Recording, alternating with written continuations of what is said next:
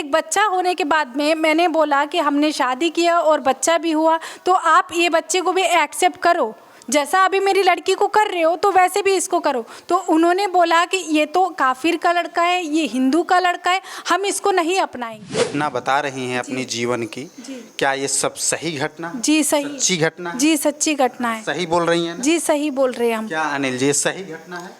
नमस्कार, अभी हम लखनऊ में हैं। आप ये एक जोड़ी है जो आपको बता दूं कि एक हिंदू है, ये हिंदू हैं, ये मुस्लिम हैं। क्या कुछ मामला है इन लोगों का, हम इन्हीं से जानते हैं कि ये रहने वाले गुजरात से हैं और ये आंध्र प्रदेश से हैं। कैसे क्या नज़दीकियाँ बढ़ी हैं और क्या कुछ मामला हुआ है इनके साथ, हम इन्हीं से जुड़ेंगे, जानेंगे। क्या नाम है आपका? मेरा नाम है नसीमा। नसीमा जी। कहाँ से हैं? हम आंध्रा से थे, अभी गुजरात में रहते हैं। अभी गुजरात में? जी। आपका क्या नाम है? मेरा नाम है अनिल रावल। अनिल रावल जी। तो कैसे अनिल से मुलाकात होती है? जी, हम पहले हमारी शादी होके हैं, मतलब शादी होके थी हमारी इस्लाम में, मेरे माँ बाप ने किया था। तो कितने वर्ष में किए थे? जी, वो लोग 17 साल में कर दिए थे। और पति कितना वर्ष का था? जी, वो 32 ईयर्स के थे। मतलब आपसे दुगुना की उम्र में शादी? जी जी जी। तो क्या आप अपने पति के साथ संतुष्ट थी? नहीं थी मैं उनके साथ में। कितने साल उनके साथ रही थी आप? उनके साथ में मैं 9 साल थी वहाँ पर 9 साल पूरा मुझे मुसीबतें थे और तकलीफ़ें ही थे। क्या वो 9 साल के बीच में कोई बच्ची हुई थी? जी जी, एक बच्ची हुई थी मुझे 5 साल के बाद में, मतलब उनके साथ में 5 साल के रिश्ते के बाद में मुझे एक लड़की हुई थी। तो उस 5 साल तक कोई लड़का नहीं, कोई बच्चा नहीं हुआ था। तो घर से क्या कुछ दबाव बनता था? जी, इसलिए दबाव बनता था कि जब 17 साल में मेरे पेरेंट्स ने शादी कर दिए थे, शादी करने के बाद में हम पहले ही बोले थे कि आप लोग शादी मत करो, आप लोग ये मुझे 18 ईयर्स या 20 साल की हो जाती हूँ तो तब जब शादी करना। तो फिर वो लोग नहीं माने, क्योंकि मेरे जो आगे बहनें हैं उनको भी वैसे ही कर दिए थे।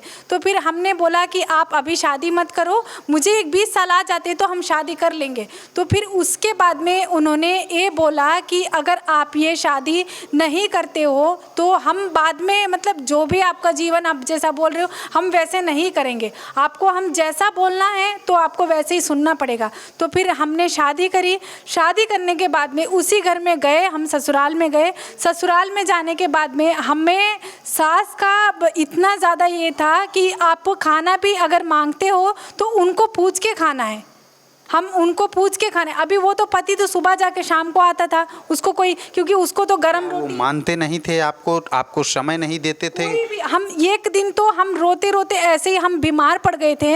मेरी माँ आई थी तो उन्होंने बोला कि मेरी लड़की की हालत इस तरह से क्यों करी है, ऐसे करके उन्होंने बोला। तो मेरी सासू माँ ने कि बोला अगर तू इस घर के कदम से तू अगर जाती है, तू छोड़ के जाती है, तुझे वापस कभी आना नहीं पड़ेगा। हमने बोला कि हमारा जीवन ठीक नहीं है तो हम कभी वापस नहीं आएंगे। तो फिर उसके बाद में हम वहाँ पर, वो लोग घर पे आए और सुलझाए समझाए, तो फिर मुझे उसी घर में फिर मुझे भेजे थे मेरे माँ बाप ने। जितनी आप घटना बता रही हैं अपनी जीवन की, क्या ये सब सही घटना? जी सही, सच्ची घटना है? जी सच्ची घटना है। सही बोल रही हैं ना? जी सही बोल रहे हैं हम। क्या अनिल जी, ये सही घटना है? जी, उन्होंने जो भी बताया वो सब कुछ सही है।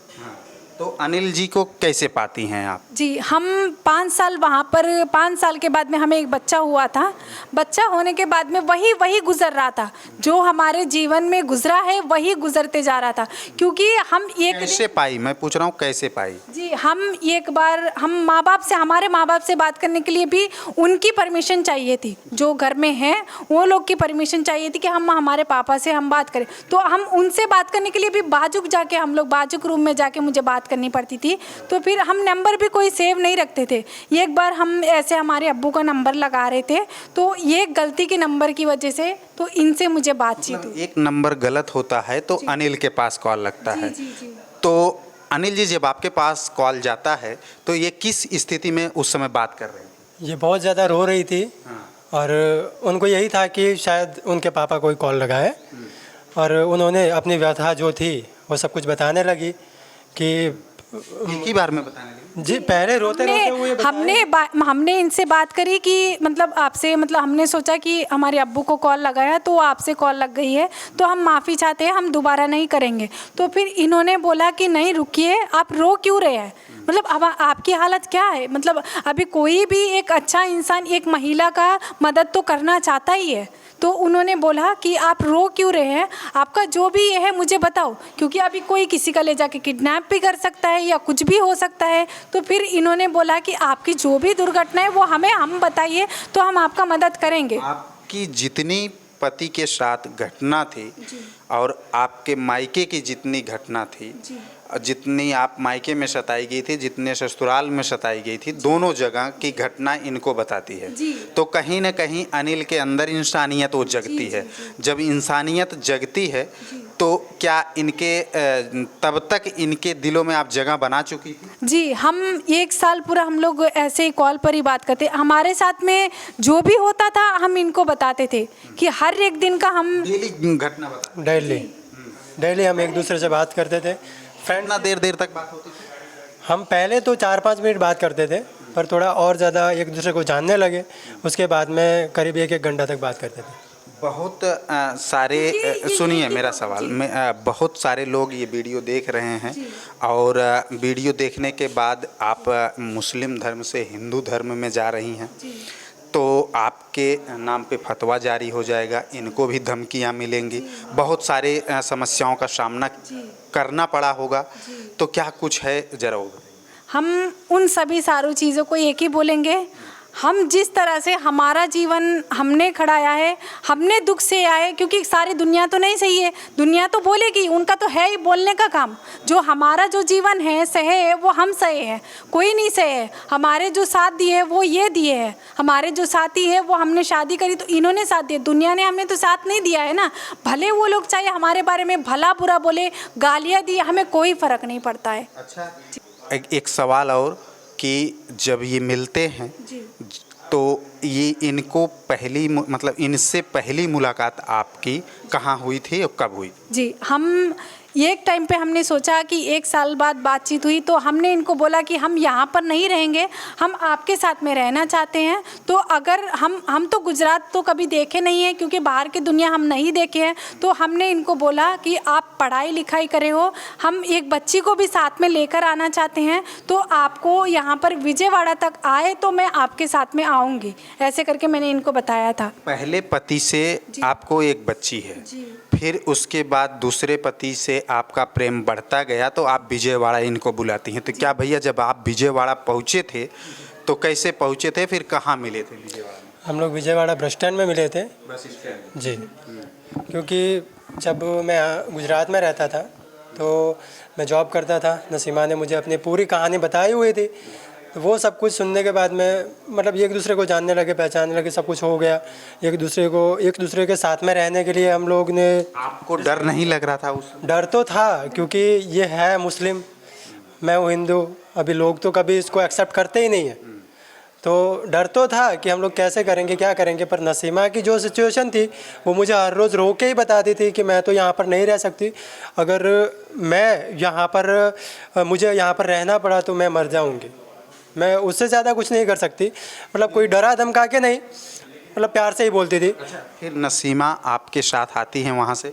जी, विजयवाड़ा से नसीमा खुश होकर मेरे साथ में आती है, और यहाँ पर आने के बाद में हम बहुत खुशी से ही रहते हैं। तो जब आप विजयवाड़ा से गुजरात आती हैं तो एक बार अपना घर परिवार सब कुछ छोड़ी थी, तो उस समय क्या कैसा लग रहा था? एक चीज़, आप अनजान शहर में आई थी और अनजान व्यक्ति के साथ आई थी, केवल बातचीत हुआ था, फिर साथ में कैसे क्या कुछ रहते? जी, हम वहाँ पर गुजरात में जाने के बाद में पहले हम इनके परिवार से भी बात कर रहे थे कि हमारी घर की हालत है, तो हम इनके परिवार से भी बात करें। इनके परिवार ने भी एक्सेप्ट किया था कि ठीक है उस लड़की को लाओ, हम रखेंगे, हमें कोई दिक्कत नहीं है। तो हम गुजरात गए। गुजरात जाने के बाद में जैसा मुझे कोई दूसरी माँ मुझे जन्म दी है, मेरी सासू माँ ने मुझे उतना अच्छा मुझे देखा है। आज तक वो वही वैसे ही मुझे देखती है, मुझे भी देखती है। और जो मेरी जो इस्लाम में जो लड़की हुई है उसको भी, उसके लिए मेरे से पहले वो आंसू बहताती है कि हाँ मेरी लड़की, उन्होंने तुम्हारे माँ बाप ने छीन लिया है, कैसे छीना है, ऐसे करके वो अभी भी आंसू बहती। अभी हमारी बच्ची वापस आ गई है, वो वहाँ पर ले जाने के बाद में भी इतना इससे देखती थी। एक और सवाल कि जब आप यहाँ आई गुजरात में आने के बाद क्या आपके मम्मी पापा आपके पास आए थे? जी, वो लोग एक नहीं 3 बार आए थे। तीन बार आए थे। तो फिर आपको कभी विजयवाड़ा या आंध्र प्रदेश में बुलाए थे? जी, तो बुलाए थे, क्या कुछ कहे? जी, वो लोग 2 बार आए थे पहले। 2 बार आने के बाद में मैंने इनसे शादी करी और मुझे इनसे एक बच्चा भी हुआ। तो एक बच्चा होने के बाद में मैंने बोला कि हमने शादी किया और बच्चा भी हुआ, तो आप ये बच्चे को भी एक्सेप्ट करो, जैसा अभी मेरी लड़की को कर रहे हो तो वैसे भी इसको करो। तो उन्होंने बोला कि ये तो काफिर का लड़का है, ये हिंदू का लड़का है, हम इसको नहीं अपनाएंगे। ऐसे करके गाली गलौज करके मेरे ससुर के ऊपर, सास के ऊपर गाली दे के वो यहाँ से गुजरात से आंध्रा चले गए।